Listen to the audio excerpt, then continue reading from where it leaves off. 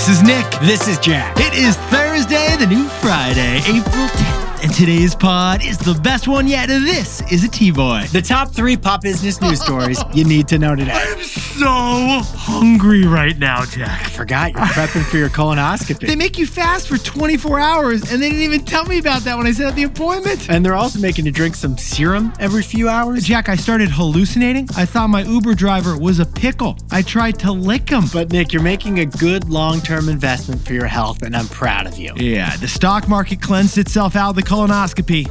I'm doing the same. Which leads to our 3 stories of the day. Jack, what do we got on the T-Boy? For our first story, the Dow surged by the most points in one day ever after Trump paused the trade war with every country in the world except for one.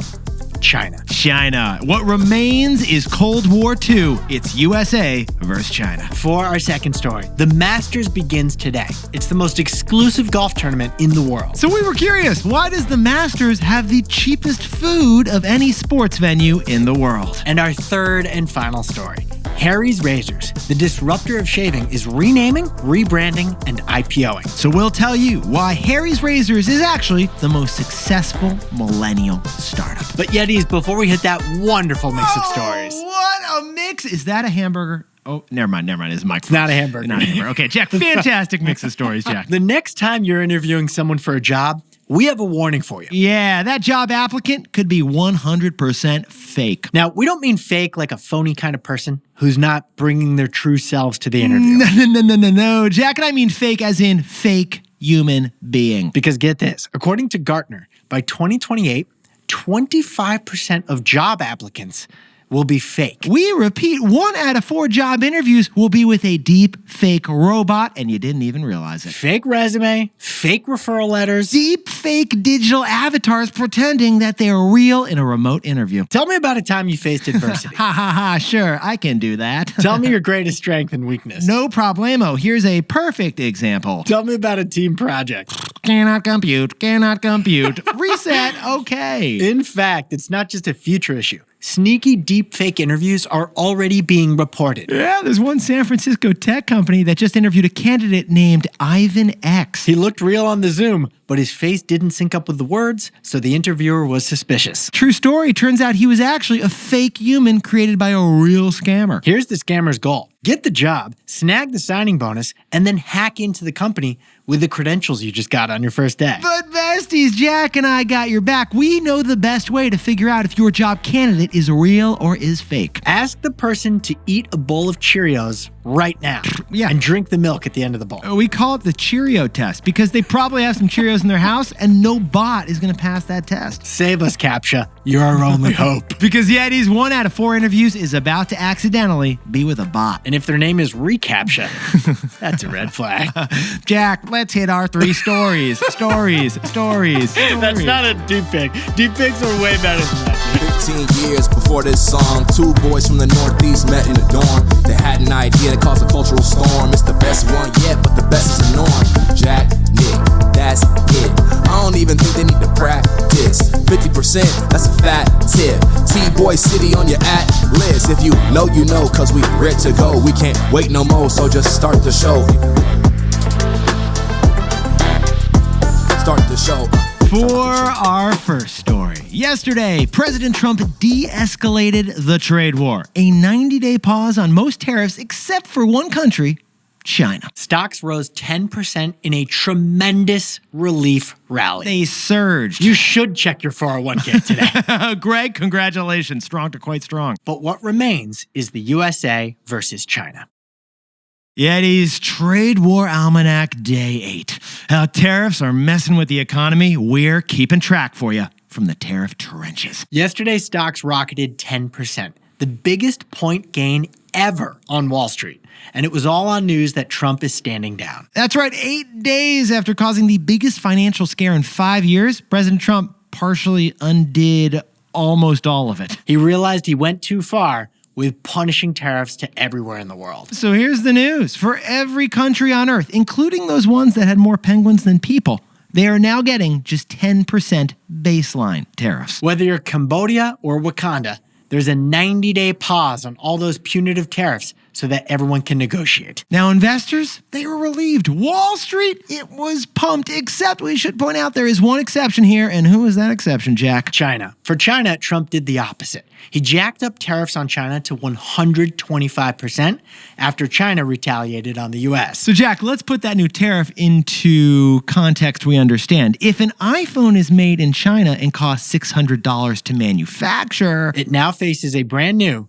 $750 tax on top of that. Add it all up, Yetis, and President Trump put the rest of the trade war on ice, but now he's playing a game of chicken with China's President Xi. Because earlier in the day, China raised tariffs on the United States to 84%. So China versus the USA is a hotter trade war than ever. The U.S. versus China cold trade war is heating up. Now, Yetis, Nick and I personally believe that trade is good, unless the country you're trading with is cheating. And to be honest, for decades, China has cheated on trade, sometimes brazenly hurting American companies. We got 3 big examples, and none of them include tariffs, actually, but all of them hurt American companies. So, Jack, the first way that China would hurt America on trade was good old-fashioned IP theft. To operate in China, American companies were required to share all of their company trade secrets with a local Chinese partner. Oh, and if you refuse to do that, well, China is a notorious hacker of American companies, so they would just kind of go in and steal your ideas. The second thing China did to hurt American companies is currency devaluation. Oh, yeah, China's central bank, they actually kept the price of China's currency artificially low. Which keeps the price for made-in-China goods artificially low, and it's harder for American companies to compete. Now, this third one is so wild. Jack actually read a book on this. China even would give out government bonuses for hurting American companies. We're talking a bully bonus here. Here's how it went down. If a Chinese furniture company cut the prices of their dressers to be so crazy low that it put the U.S. rival company out of business, and then China's government would step in and give that Chinese firm a bonus so that they would still profit. They incentivized Chinese companies if they put American companies out of business. That was a bully bonus, kind of like a little financial pat on the back, if you will. Now, for decades, America did nothing. We hoped that China would eventually start following the rules of global trade. Well, Trump is finally doing something about that imbalance, but the impact, it hasn't just been on China. So, Jack, what's the takeaway for all our buddies at American companies? Winning requires isolating China, but Trump's trade war is isolating the U.S.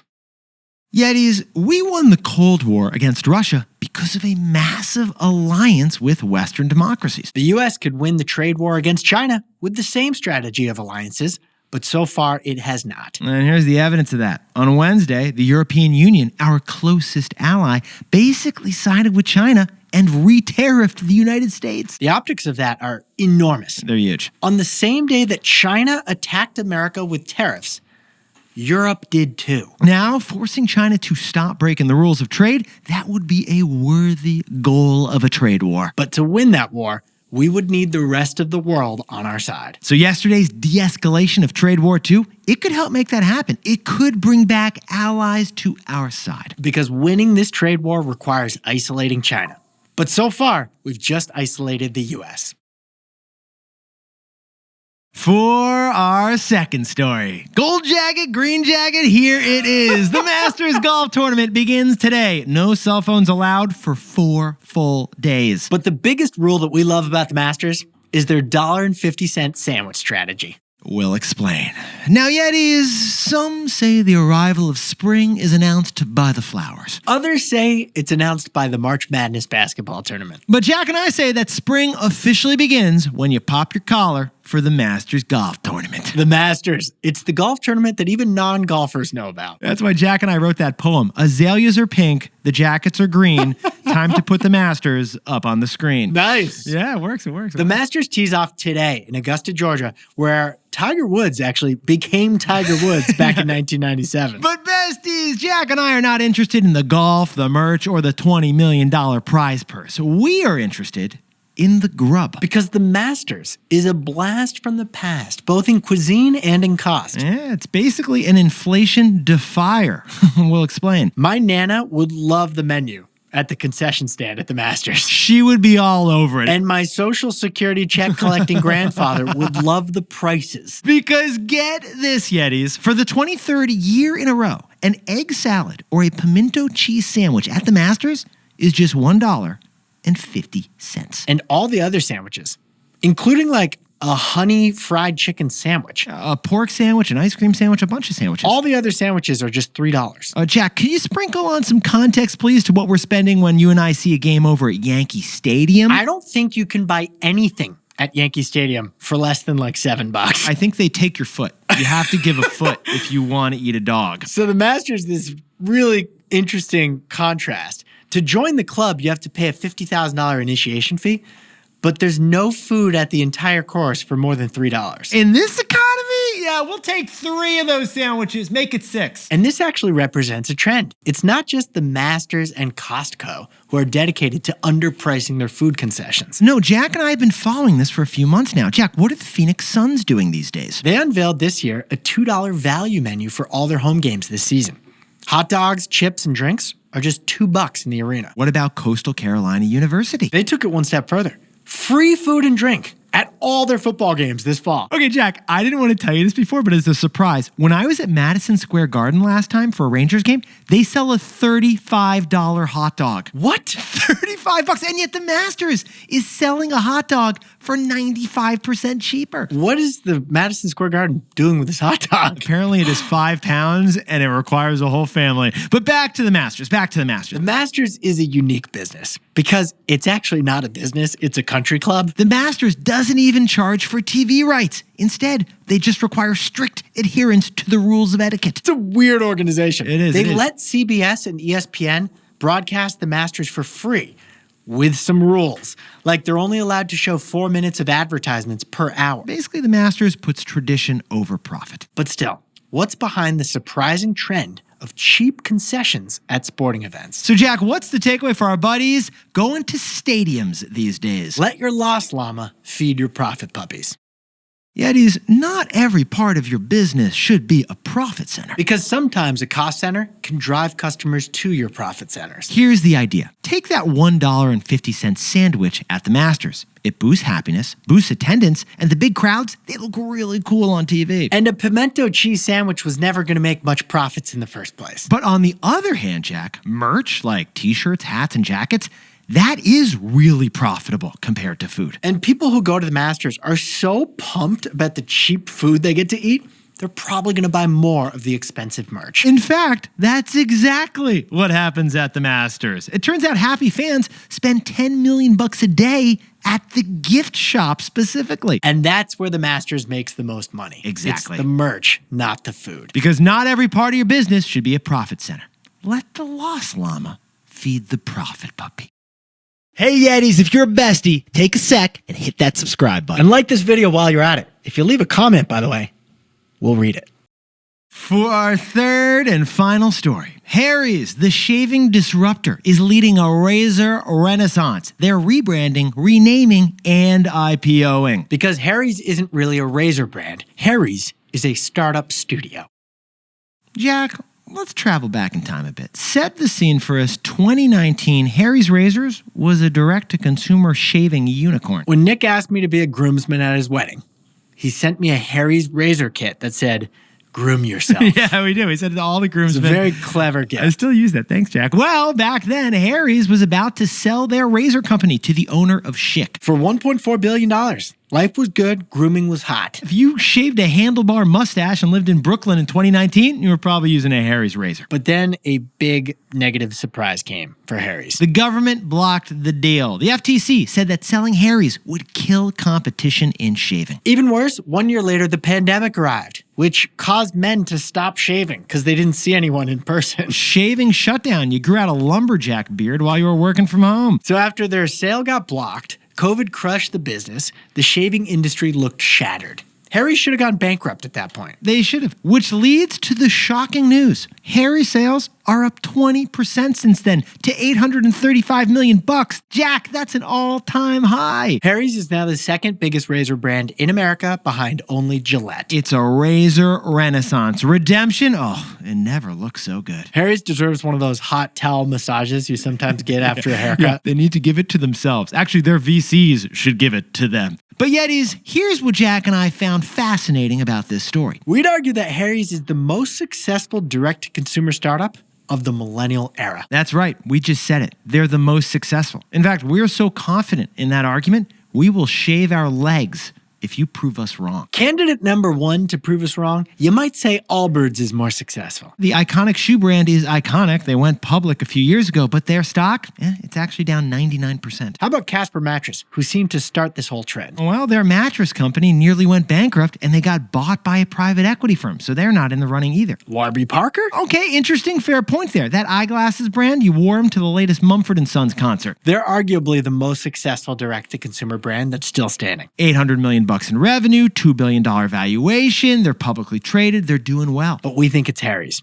They have higher sales than Warby Parker, probably a higher valuation. And Warby's didn't even see him coming. Oh, the ironic twist, by the way, Harry's co-founder, Jeff Rader, also co-founded Warby Parker. Isn't that wild? It is wild. Plus, Harry's just made an even bigger move than everything we just said. They confidentially filed to IPO. Ticker symbol RAZR. In fact, Harry's just looked in the mirror and is so confident right now, they just renamed their holding company to Mammoth. Oh, ticker symbol MMMTH. I just like triple M Jack because like Google became Alphabet, Harry's is actually just one part of Harry's business. So now they're Mammoth. And that's our takeaway. So Jack, what's the takeaway for our buddies over at Harry's? Harry's succeeded because it's actually a startup studio. Yetis, there is one tweak in Harry's business model that made it different from every other DTC brand. Harry's isn't just one brand.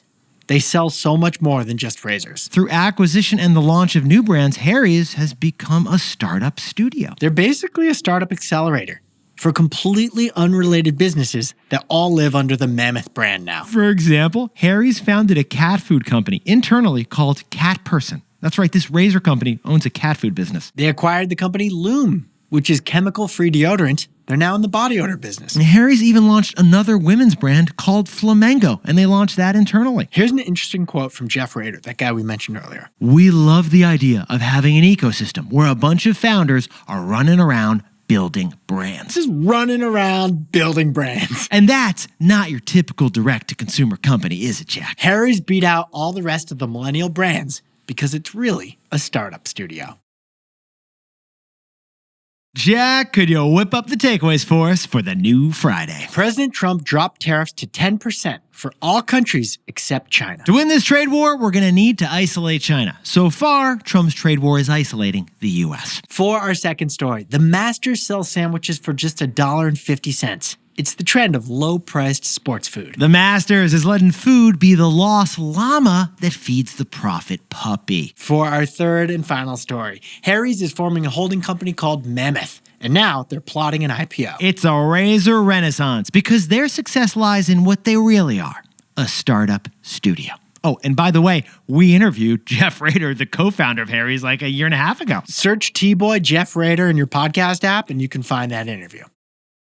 But Yetis, this pod's not over yet. Here's what else you need to know today from Trade War Day number 8, because that was the only news yesterday. First, one highlight of the relief rally was Apple. Apple stock jumped 15% yesterday. That was the biggest single-day trading jump since 1998 for the owner of the iPhone. And by Jack's and my estimate, this was the biggest jump in value for a company in history. $400 billion in market cap gained. The value of Apple stock gained one entire Netflix worth of value yesterday. And second, Delta Airlines and Walmart both did something unusual. They pulled their financial guidance. These companies tell Wall Street how much money they expect to make every year. But there's so much uncertainty with the trade war still going on, they just don't know. They simply don't know. Trump's stand down relieves uncertainty a bit, but we are still in a very uncertain place for the economy. Still trade war too. And finally, one more wild twist from yesterday's trade war drama. What do we got, Jack? In the morning, Trump tweeted in all caps